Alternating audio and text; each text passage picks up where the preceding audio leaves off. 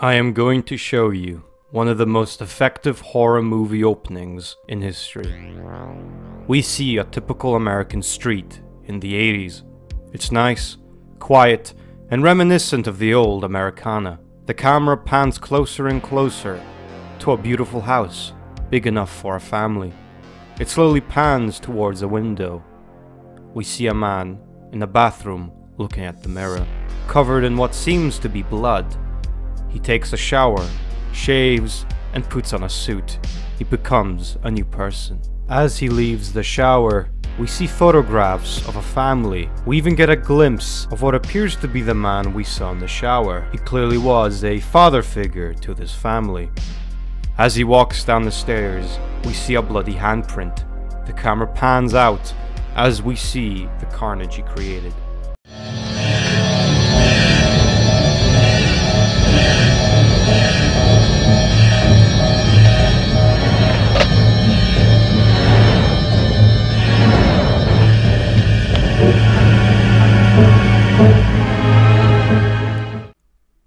The camera slowly pans to show a body of a child gripping a teddy bear. We cut to the outside of the house. The music stops. The man picks up a newspaper, whistling a happy tune.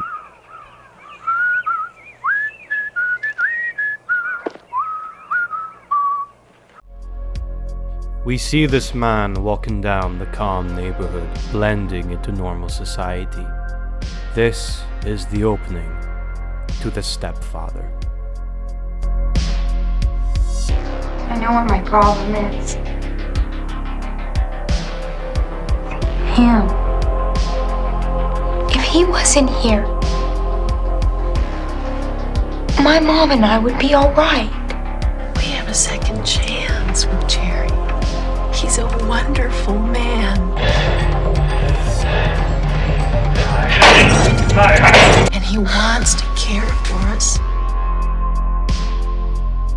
I told you how phony he is and how he acts out in the basement making faces at himself. That's my girl. He scares me, Dr. Pondering.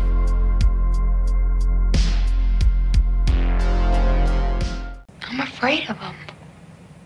The chances are you probably never heard about this film, and I don't blame you.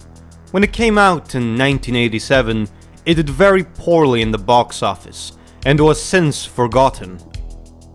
Until now. So without wasting any more time, let's talk about The Stepfather. The Stepfather follows the story of a mysterious serial killer who goes by the name of Jerry Blake. He goes from household to household in search of a family without a father and tries to morph them into his ideal family. His latest victims are Susan Maine, a widow, and Stephanie Maine, a rebellious teenager who from the beginning becomes suspicious of her stepfather. There's also a subplot involving a man named Jim, who was a brother of one of Jerry's past wives. He's on a mission to hunt him down before another family gets killed. The Stepfather has a simplistic plot, but what really makes this film stand out to most slashers at the time are its characters, which are some of the best written characters I've seen. Let's take the main antagonist as an example. Father knows best. Jerry Blake is a man shrouded in mystery. We don't know where he came from, his past, nor his real name, as it's implied heavily that after he kills his current family, he changes identity and moves to another family. But there's more to him than just that. Most horrors from the 80s, and some still today, portray psychopaths as faceless killers that have no motive to kill their victims apart from they're crazy. The real world, however, isn't black and white, and as much as psychopaths need help and are dangerous, they're human too. The surprising thing about Jerry is that he wants a family. He wants to be welcomed, respected, and loved. That is a dream that can't come true, because of his inner demons, and his warped perception of what love is. That's tragic if you think about it. Imagine what a confusing place the world must be for him. Terry O'Quinn's performance also adds the creepy factor to Jerry.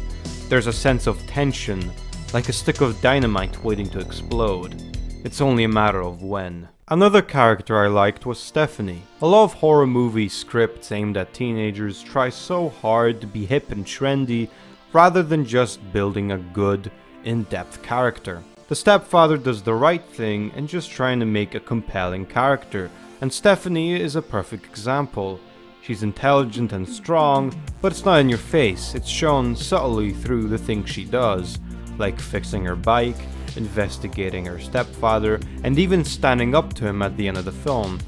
It's just nice to see a strong female character that wasn't written just to appease a small demographic of triggered liberals on Twitter.